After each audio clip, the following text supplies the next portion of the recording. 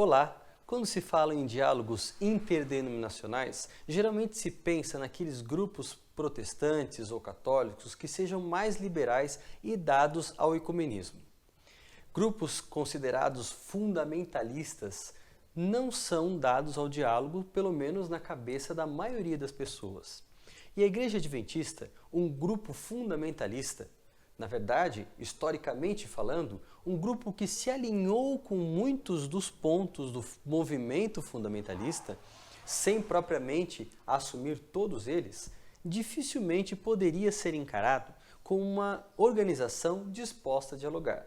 Entretanto, na realidade, vemos justamente o contrário. Nesse vídeo, vamos ver aquilo que podemos chamar de ciclos de diálogo.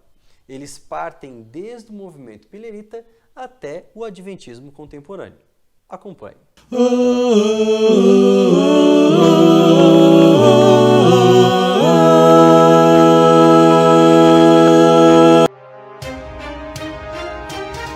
Antes de falar propriamente desse assunto, vale lembrar que se você ainda não é inscrito, inscreva-se agora e ative também as notificações.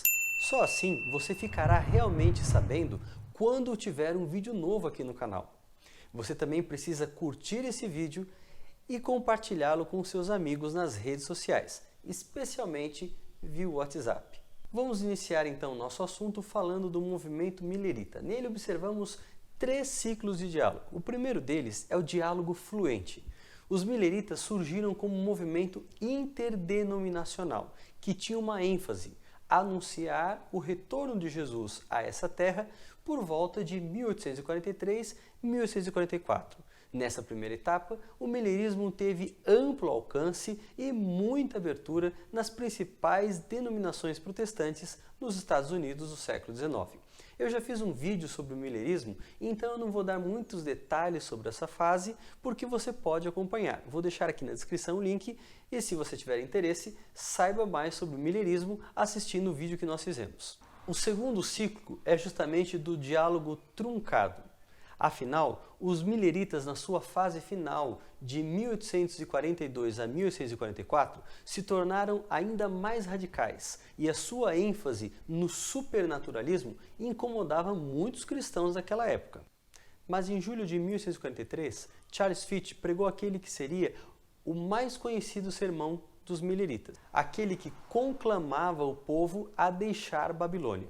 E ao contrário da retórica protestante tradicional, que identificava a Igreja Católica como a Babilônia descrita em Apocalipse 18, Fichte diz que as igrejas protestantes apostatadas também eram parte de Babilônia. Como conclusão desse sermão e da sua publicação e massificação, calcula-se que cerca de 50 mil mileritas deixaram as suas denominações de origem. O último ciclo de diálogo é o diálogo fechado. Já tivemos a oportunidade no canal também de falar o que aconteceu com os mileritas após a data de 22 de outubro de 1844. Se você não conhece esse assunto, também vou colocar aqui na descrição o vídeo em que a gente trata sobre isso.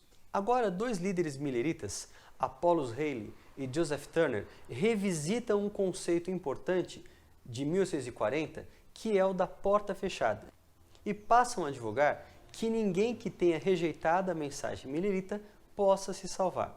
Então a salvação, para eles, fica restrita aos participantes do movimento milerita. E assim se encerra o ciclo desse movimento, que surgiu de um diálogo interreligioso com foco no retorno de Jesus. Vamos passar agora então a analisar como o ciclo de diálogo se repete de forma inversa dentro do movimento adventista do sétimo dia. A princípio, os adventistas sabatistas partem do diálogo fechado, uma vez que eles ainda esposam a teoria da porta fechada. Até o princípio da década de 1850, quando já tinha mais ou menos as suas crenças definidas, os adventistas concentravam sua missão em ex-mileritas, acreditando que somente eles poderiam ter a oportunidade de salvação. Ocorre que Ellen White, pioneira do movimento e considerada uma voz profética, passa, a partir de 1853, a dizer que a salvação pertence a todos. John Andrews também consegue entender uma conexão entre a mensagem do santuário e a oferta de perdão gratuito para todos. Portanto, a teoria da porta fechada começa a ser dissolvida entre os adventistas e termina de vez. final da década de 1850. A próxima etapa, portanto, é o diálogo truncado. Apesar de ter dissolvido a ideia de uma porta fechada, os adventistas ainda tinham muita resistência a dialogar com outras denominações protestantes. E a situação não se manteve muito diferente, nem apresentou muitas variações, até a década de 1950. Aí a Igreja Adventista se abre para um controvertido diálogo com Walter Martin, um especialista em cultos em seitas, e Donald Barnhouse, o editor da revista Eternity, que na época era a mais popular publicação evangélica. Tudo ocorreu porque o pastor T. Edgar Unruh, o presidente de uma das associações da Pensilvânia, enviou uma carta a Martin. A carta chamou muita atenção porque ela expressava que os adventistas também acreditavam na justificação pela fé, além de conter o exemplar de um livro, O Caminho a Cristo. Diversos encontros entre líderes evangélicos e líderes adventistas aconteceram entre 1955 e 56. Um dos resultados desse encontro foi a publicação do popular volume Question on Doctrines, que gerou muitas polêmicas e debates acalorados até os nossos dias. Muitos duvidam de que o adventismo estava realmente bem representado nessa obra. Seja como for, foi uma das primeiras incursões no adventismo em diálogos interdenominacionais. A próxima fase é o diálogo aberto. E aqui finalmente vemos a igreja com mais maturidade, dialogando com outros grupos, procurando manter as suas características e representando o que realmente crê. A importância desses diálogos é justamente por permitir a líderes adventistas conversar com líderes de outras denominações, especialmente acadêmicos, e dizer de fato em que acreditam. É uma oportunidade, portanto, para compartilhar as crenças adventistas em meios em que realmente a igreja tem muita dificuldade em se fazer ouvida.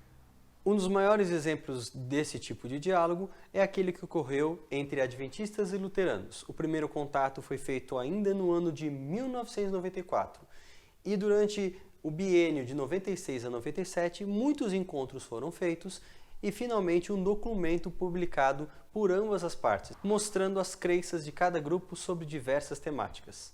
Essa obra teve alcance em muitas bibliotecas e serviu para representar a crença adventista e em que pontos ela é convergente e divergente com demais grupos evangélicos.